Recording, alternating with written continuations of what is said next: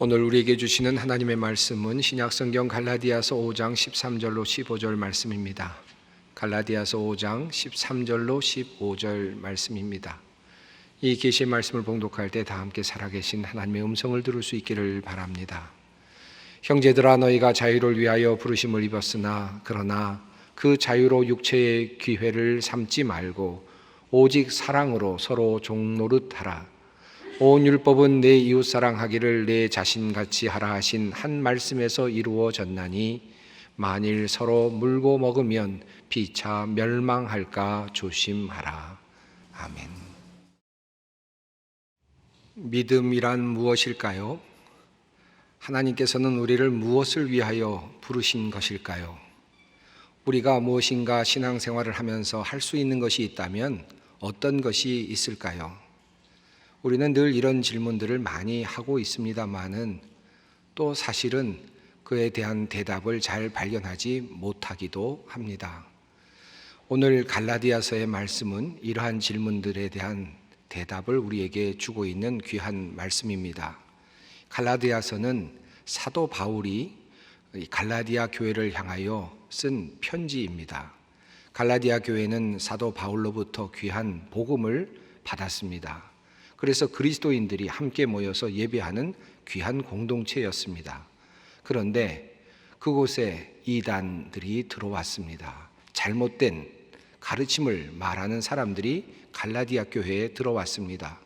들어와서 그들에게 잘못된 가르침을 주었던 것입니다. 점점 더 번져가는 그러한 이단의 가르침을 보면서 사도 바울은 그 갈라디아 교회를 향하여 복음이 무엇인지, 하나님께서 그들을 왜 부르셨는지, 그리고 그리스도인들로서 우리가 무엇을 할 수 있는지에 대해서 자세히 설명하고 있습니다. 그런 의미에서 갈라디아서는 우리 신앙의 기초를 아주 잘 알려주고 있는 귀한 책이라고 말할 수 있겠습니다.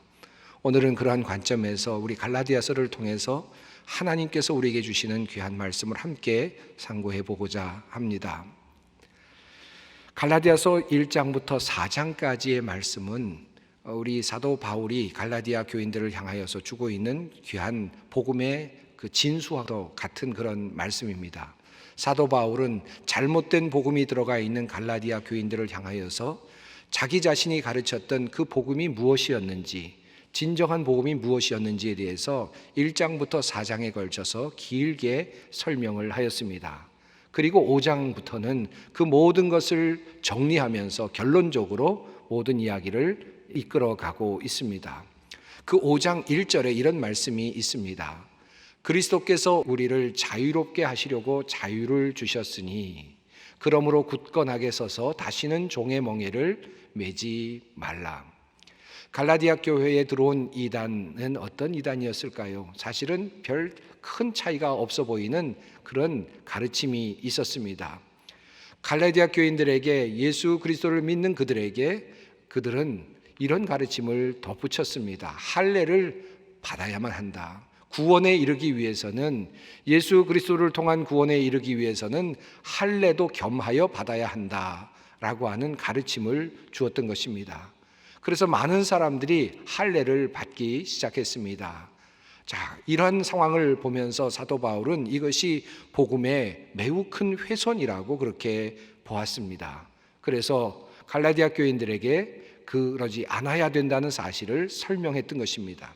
다시는 종의 멍에를 매지 말라라고 하는 이 말씀은 다시는 할례를 받아야 한다고 생각하지 말고, 그리고 할례를 받지 않아야 한다라고 하는 그런 의미가 포함되어 있는 것입니다. 하나님께서 그리스도인들을 어떻게 부르셨는가? 자유케 하시고자 부르셨다. 우리를 자유롭게 하시고자 자유를 주셨다고 그렇게 사도 바울은 증거하고 있습니다.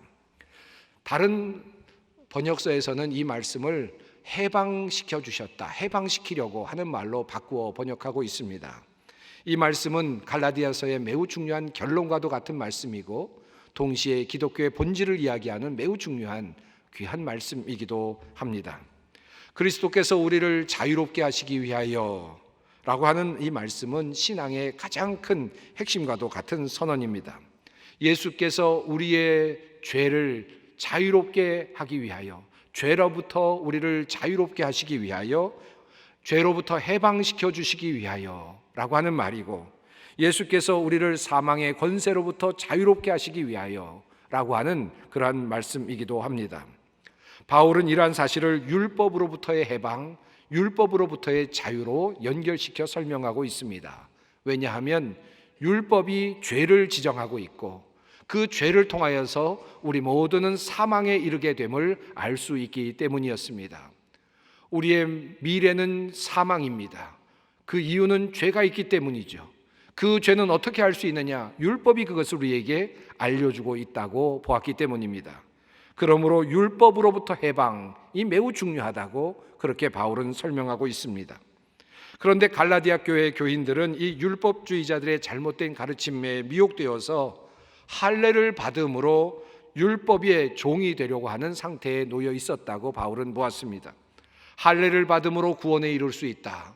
예수 그리스도를 믿는 것도 중요하지만 할례를 겸하여 받아야만 구원에 이룰 수 있다라고 하는 그런 가르침이었습니다. 어찌 보면 사도 바울의 입장에서 아니더라도 우리 일반적인 입장에서 본다면 예수 그리스도를 잘 믿는 것인데 거기에 더하여서 할례도 더하여 받으라고 하는 것이니 별 큰 문제가 없지 않을까라고도 생각해 볼 수 있겠습니다. 바울도 얼마든지 그렇게 이야기할 수 있었을 것 같은데 바울은 이 자체가 매우 큰 복음의 훼손이라고 그렇게 생각을 했습니다. 허용할 수도 있을 것 같은 그 내용 속에 매우 중요한 복음의 변질이 있다고 보았던 것입니다. 그래서 바울은 4절에서 이렇게 이야기합니다. 율법 안에서 의롭다함을 얻으려 하는 너희는 그리스도에게서 끊어지고 은혜에서 떨어진 자로다. 할례를 받는다는 것은 율법에 다시 들어가는 것이고 율법에 들어가서 그로부터 율법을 통해서 의롭다함을 얻으려고 한다면 그는 그리스도로부터 끊어진 자가 되는 것이다 라고 그렇게 설명을 하고 있는 것입니다. 그리스도의 은혜로부터 그는 떨어진 자가 된다라는 말씀입니다.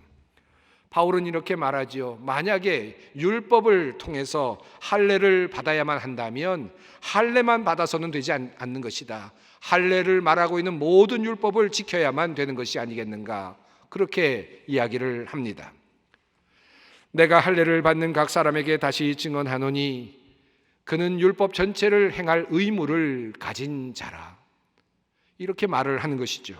만약에 할례를 통하여서 구원을 받으려는 자가 있다면 구약에 나오는 것처럼 모든 율법을 지켜야 하지 않겠는가 하는 것이고, 그렇게 된다면 그리스도를 통한 구원은 의미가 없는 것이 될 것이다 라고 하는 바울의 가르침입니다.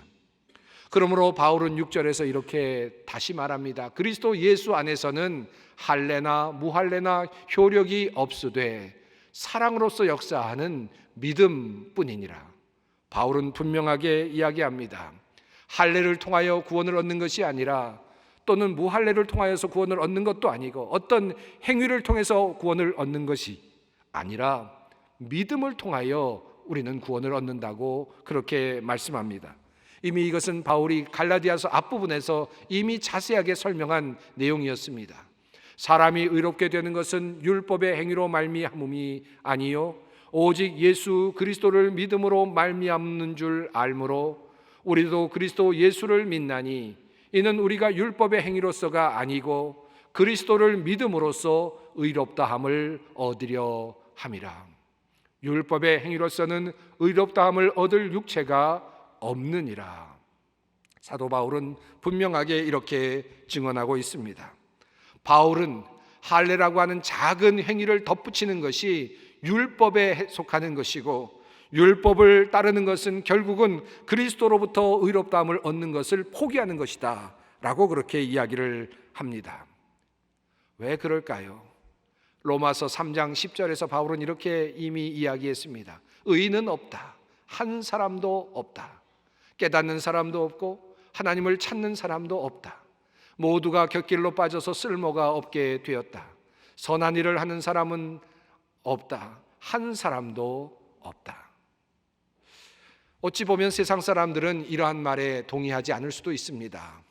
선한 사람이 왜 없습니까? 자비를 행하는 사람이 왜 없습니까? 착한 사람이 얼마나 많이 있는데요. 얼마든지 그렇게 이야기할 수 있었죠. 세상 사람들은 이 말의 의미를 제대로 이해할 수 없습니다. 사도 바울이 이 말을 하는 이유는 예수님께서 마태복음 5장에서 이렇게 말씀하셨기 때문입니다. 너희가 살인하지 말라 하는 말을 너희가 들었거니와 나는 너희에게 말한다. 형제나 자매를 보고 화를 내는 사람은 이미 심판을 받는 것이다. 또한 간음하지 말라는 말을 너희가 들었다. 그러나 나는 너희에게 말한다. 여자를 보고 음욕을 품는 자마다 이미 마음으로 여자를 범한 것이다. 주님께서 율법을 해석하시면서 주님의 언어로 다시 곱씹어서 말씀해 주신 내용입니다. 만약 예수님께서 말씀하신 그와 같은 방식으로 율법을 해석한다면 어느 누가 죄 없다 말할 수 있겠습니까? 어느 누가 율법 앞에서 죄 없다라고 그렇게 증거할 수 있겠습니까? 어느 누구도 이런 방법으로 율법을 지킴으로 하나님의 나라에 들어갈 수는 없을 것입니다. 선을 행하는 사람이 없다, 한 사람도 없다라고 하는 이 바울의 말씀은 바로 그와 같은 의미입니다. 이러한 주님의 빛 아래서 해석하고 있는 것입니다. 세상 사람들은 이렇게 말할 수 있죠. 나는 그래도 양심껏 살았으니까 그래도 하나님 앞에서 떳떳하다라고 말할 수 있죠. 세상의 잣대로 보면 그럴 수 있습니다. 또 나는 나름대로 선하게 살았으니까 하늘나라에 갈 수도 있지 않을까라고 그렇게 기대해 볼 수도 있을 것입니다. 세상적인 잣대로 본다면 그렇게 말할 수도 있겠지요. 그러나 조금 전에 말씀드렸던 그 말씀처럼 예수님께서 해석해 주신 그 율법의 틀을 가지고 우리의 삶을 돌이켜 본다면 어느 누구도 내가 선하게 살았기 때문에 하나님의 나라에 갈 수 있다라고 말할 수 없고, 내가 나름대로 선하게 살았기 때문에 그래도 떳떳하다라고 말할 수 없다는 말씀입니다. 모두가 다 율법 앞에서 죄인이고 그 죄의 결과는 결국 사망일 뿐이라는 말씀입니다. 그러므로 우리 중 어느 누구도 스스로 홀로 구원을 받을 사람은 없습니다. 자신이 구원에 이르도록 자기 스스로를 만들어낼 사람은 없다라는 말씀입니다. 마치 우리의 형편이 이와 같습니다. 마치 깊은 구덩이에 빠져있는 어떤 한 사람과도 같습니다.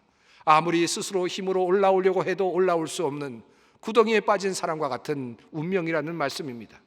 자신의 힘으로는 도저히 구원에 이를 수 없습니다. 생명을 보존할 수 없습니다. 오직 하나의 가능성이 있다면 바깥에서부터 구원이 와야 합니다. 손이 내려오고 밧줄이 내려와야만 구원을 얻을 수 있는 그와 같은 상황 속에 있다는 말씀입니다. 나의 힘으로 도저히 헤어나올 수 없는 이 제한성이 바로 인간의 유한성이며 죄의 상태인 것입니다. 많은 종교들이 이 땅에 있죠. 그리고 많은 그 종교들은 대부분 자기 스스로 구원에 이를 수 있다라고 하는 사실을 우리들에게 가르치고 있습니다. 자기 자신 안에 빛이 숨겨져 있고 지혜가 담겨져 있고, 그래서 그것을 잘 찾아서 지혜를 구하고 닦고 밝히면 그것으로부터 우리는 깨달음에 이르게 될 수 있고, 그래서 우리는 구원에 이룰 수 있다라고 하는 것을 가르치는 종교들이 꽤 많습니다. 노력을 통해서 구원에 얻을 수 있다라고 하는 그런 가르침을 가르치고 있는 것입니다. 그러나 참으로 안타깝게도 이러한 가르침은 우리를 실패로 이끌 수밖에 없습니다. 어느 정도의 정돈된 삶을 살 수는 있겠지요. 어느 정도 선행을 베풀면서 살 수는 있겠지요. 그러나 완전한 삶에 도달할 수는 없을 것입니다. 밖으로부터 오는 은혜가 필요합니다. 밖으로부터 오는 구원이 필요합니다. 나에게서부터 시작된 구원이 아니라 밖에서부터 나를 건져주는 손길이 필요하다는 말씀입니다. 이것을 철저히 느낄 수 있는 것이, 느끼게 되는 것이 바로 신앙인이라고 할 수 있습니다. 여러분 한번 생각해 보십시오. 신이 있다고 한번 가정해 보십시다. 신이 존재한다. 능력이 많으신 신이 존재한다. 그런데 그 신이 우리를 구원하시기를 원하시는데 어떻게 하느냐? 너 스스로가 노력해야 된다. 그래서 구원에 도달해야만 된다라고 가르치는 신이 있다고 한번 생각해 보십시오. 그분이 정말 우리를 위한 신이겠습니까? 또 어쩌면 절반쯤 우리를 도와주기는 하지만, 그러나 절반은 네가 반드시 해야만 된다. 그래서 네가 스스로 구덩이를 파고 올라와야만 된다라고 가르치는 신이 있다고 한번 생각해 보십시다. 과연 그분은 정말 나를 사랑하는 신이며 전능하신 신이 맞습니까? 우리 주님은 그렇게 하지 않으셨습니다. 모든 구원은 하나님의 힘으로, 하나님의 능력으로 전적으로 주어지는 것입니다. 우리가 무엇인가를 하는 것도 아니고 해야 하는 것도 아니고 전적인 은혜로 주어지는 것입니다. 밖으로부터 오는 은혜입니다. 이것이 바로 진정한 살아계신 전능하신 하나님의 은혜입니다. 여러분, 세상으로 나아가서 우주를 바라보시고 세상을 보십시오. 이것이 어떻게 만들어졌을까? 이것이 움직여지는 그 원리는 어디에 있을까? 거기에 하나님의 능력과 하나님의 힘이 느껴지지 않습니까? 그 능력이 우리에게 임할 때 우리가 다시 살아나고 우리가 희망이 있지 않을까? 그 기대를 갖는 것입니다. 이 바깥으로부터 오는 은혜가 바로 예수 그리스도의 십자가입니다. 나의 힘으로서는 불가능합니다. 하지만 우리를 구원하시기 위해서 모든 인간과 똑같은 모습으로 이 땅에 오셨으나 죄가 없으신 그분, 하나님의 아들이신 그분의 보혈을 흘리심으로써 모든 율법의 조건들을 파쇄하시고 모든 죄를, 우리의 죄를 용서해 주셨습니다. 이 속죄의 은혜, 이 십자가에 달리신 그리스도의 은혜를 인정하고 받아들이는 일이 바로 신앙입니다. 이것에 어떤 것도 더할 필요가 없습니다. 더할 이유도 없습니다. 양심이나 도덕이나 율법이나 그 어떤 것도 하나님의 그 구원의 충분한 조건에 또 다른 보충이 될 필요가 없습니다. 그리스도를 믿는 우리는 죄로부터의 자유를, 사망의 권세로부터의 자유를, 그리고 율법으로부터의 자유를 얻게 됩니다. 믿음으로 얻는 것입니다. 갈라디아서는 구원이라고 하는 말 대신에 자유라는 말을 자주 사용합니다.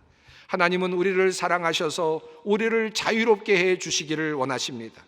죄의 노예가 된 상태에서 우리에게 자유를 주시고, 사망의 권세에 붙잡힌 자 된 우리에게 자유를 주시고, 율법의 종된 상태에 있는 우리에게 자유를 주시기를 원하십니다. 이 자유가 바로 구원이고 이 자유가 바로 하나님의 은혜입니다. 사랑하는 성도 여러분, 구원을 받는다는 것이 무엇입니까? 죽음 이후에 부활을 희망하는 것도 매우 중요합니다. 하지만 이 땅에서 그 구원이 이루어지는 것을 경험하는 것도 중요합니다. 참 자유인으로 살아가는 것입니다. 기쁨으로 살아가는 것입니다. 그러므로 구원받은 사람의 세계는 줄곧 우는 소리로 가득 찬 세계가 아닙니다. 기도하느라 얼굴이 찌푸려진 그런 세계가 아닙니다. 죄의식으로 사로잡혀 근심하는 그런 세계가 아닙니다. 무엇인가를 더 해야 할 것 같아서 이리저리 살피며 돌아다니는 그런 세계가 아닙니다. 성경 구절을 많이 외워야 되는 그런 세계가 아닙니다. 기도의 분량을 채워야 하는 그런 세계가 아닙니다. 율법을 지켜내야만 하는 그런 법의 세계가 아닙니다. 환희에 찬 세계입니다. 아무런 속박도 없이 자유를 누리는 세계입니다. 예수 그리스도를 시인하는 믿음, 그리고 그 하나로 자유를 누리고 은혜를 누리며 그리고 모든 것을 만끽하는 그런 세계입니다. 염려가 없고 근심이 없고 죽음도 없고 두려움도 없는 참 자유를 누리는 세상입니다. 이것이 바로 주님께서 우리에게 주시는 자유로운 세상입니다. 그러므로 바울 사도를 통하여 주님은 우리에게 이렇게 말씀하십니다. 그리스도께서 우리를 해방시켜 주셔서 자유를 누리게 하셨습니다. 그러므로 굳게 서서 다시는 종살이의 멍에를 매지 마십시오. 그런데도 불구하고 우리는 늘 율법의 종이 되어 살아가려 할 때가 참 많습니다. 인간의 속성이지요. 무엇인가를 해야 할 것 같고 지켜야 할 것 같은 그런 생각이 우리에게 계속해서 도전해 옵니다. 그 굴레로 들어가려 할 때가 참 많습니다. 갈라디아 교회가 바로 그러했습니다. 그런 문제를 앓고 있었습니다. 그런데 사도 바울은 그러한 속성을 가지고 있는 사람들을 향하여 정말 너희가 무엇인가를 하고 싶다면 그러면 이렇게 하면 어떻겠느냐라고 그들에게 조언을 해주고 있습니다. 흥미로운 제안입니다. 그것이 바로 오늘 본문 가운데 있습니다. 이제까지 율법의 종이었던 우리에게 참 자유가 주어졌으니 그 자유를 가지고 네가 이것들을 선택하면 어떻겠니? 라고 사도 바울은 우리에게 권면하고 있는 것입니다. 바울은 그리스도인을 먼저 부르심을 받은 자라고 말했습니다. 그리스도인은 부르심을 받은 자입니다. 무엇을 위해서 부르심을 받은 자입니까? 하나님은 우리에게 자유를 주시기 위하여 우리를 불러주셨습니다. 이것이 복음입니다.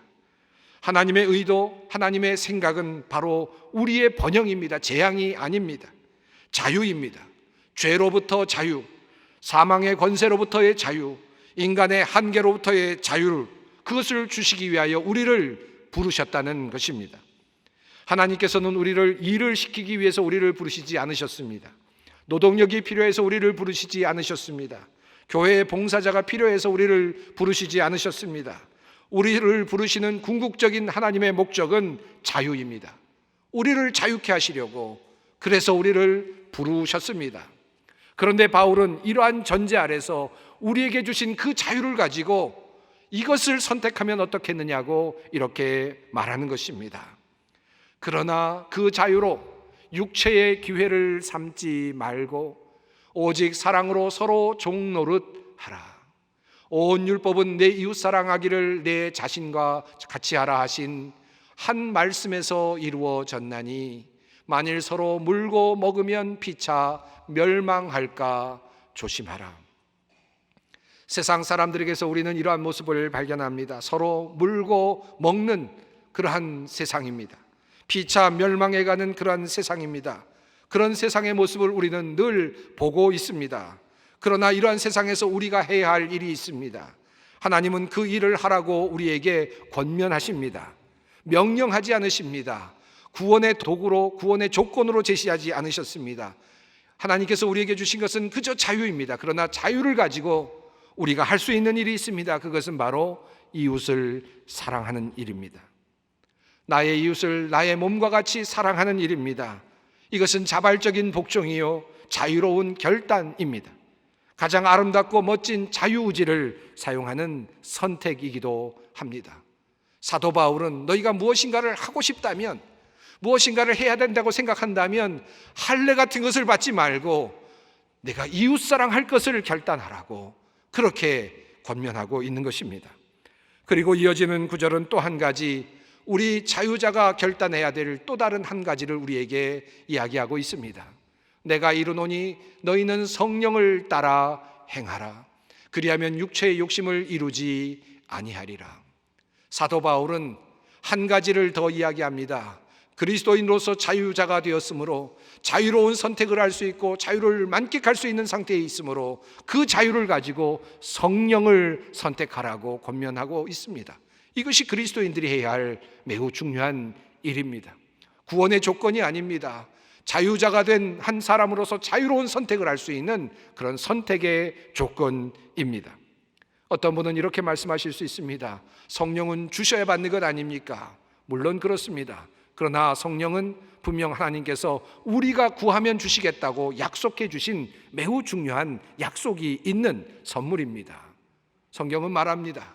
내가 또 너희에게 이르노니 구하라 그러면 너희에게 주실 것이요 찾으라 그러면 찾아낼 것이요 문을 두드리라 그러면 너희에게 열릴 것이니 너희가 갈지라도 좋은 것으로 자식에게 줄 알거든 하물며 너희 하늘 아버지께서 구하는 자에게 성령을 주시지 않겠느냐 하시니라. 구하는 자에게 하나님께서 성령을 주시지 않겠느냐, 주님은 분명하게 약속해 주셨습니다. 성령을 택하면 됩니다. 성령을 받겠다고 주님 앞에 기도하면 됩니다. 그러면 성령 안에 속한 사람이 되는 것입니다. 이 성령을 따라 살게 되면 어떠한 결과가 나오는지 사도 바울은 성령의 열매를 설명하고 있습니다. 오직 성령의 열매는 사랑과 희락과 화평과 오래 참음과 자비와 양성과 충성과 온유와 절제니 이 같은 것을 금지할 법이 없느니라. 우리에게 주신 그 자유를 가지고 성령을 선택하면, 성령을 간구하면 성령께서 우리 안에 내주하시고 우리를 점차 변화시켜 가실 것입니다. 그 안에 사랑이 움트고 희락이 움트고 화평과 오래 참음이 나타나고 자비와 양성과 충성과 온유와 절제가 나타나게 될 것입니다. 이것이 바로 믿는 자가 누리는 축복인 것입니다. 사랑하는 성도 여러분, 그리스도인이란 어떤 존재입니까? 하나님으로부터 은혜를 입은 사람들입니다. 내가 스스로 구원에 이른 존재가 아니라 하나님의 무조건적인 은혜를 받아 누리는 참으로 행복한 사람들입니다. 하나님으로부터 부르심을 받은 존재입니다. 무엇을 위하여 부르심을 받았습니까? 우리에게 자유를 주시기 위하여 하나님께서 우리를 불러주신 것입니다. 자유를 위하여 우리가 부르심을 받았습니다. 그 자유를 가지고 우리가 무엇을 해야 합니까? 나에게 주신 그 자유로 이웃을 섬기는 종이 되는 것입니다. 예수님께서 그리하셨던 것처럼 이웃을 섬기는 종으로 살아가는 것입니다. 나에게 주신 자유로 우리가 무엇을 해야 합니까? 성령을 선택하는 것입니다. 그 성령 안에 살기로 결정하는 것입니다. 성령께서 우리를 바꾸어 주시는 경험을 해 나가는 것입니다. 이러한 삶이 그리스도인의 삶입니다. 우리는 홀로 살지 않습니다. 성령과 함께 살아갑니다. 이웃과 함께 살아갑니다. 하나님께서 우리에게 주신 그 자유로 그렇게 사는 것입니다. 나의 힘만으로 살 수 없습니다. 은혜로 사는 것입니다. 이것이 그리스도인의 삶입니다. 함께 기도하겠습니다. 사랑의 하나님, 오늘도 우리를 불러주시어 참된 자유를 선물로 주시는 하나님께 감사와 찬양을 드립니다. 주님께서 주시는 이 자유로 다시는 세상의 종이 되지 않게 하시고 율법의 종이 되지 않게 하시며 오직 사랑의 종이 되어 주님처럼 이웃을 섬기며 성령의 종이 되어 하늘의 아름다운 열매들을 누리는 참된 주님의 자녀들 되게 하여 주시옵소서. 예수님의 이름으로 기도드립니다. 아멘.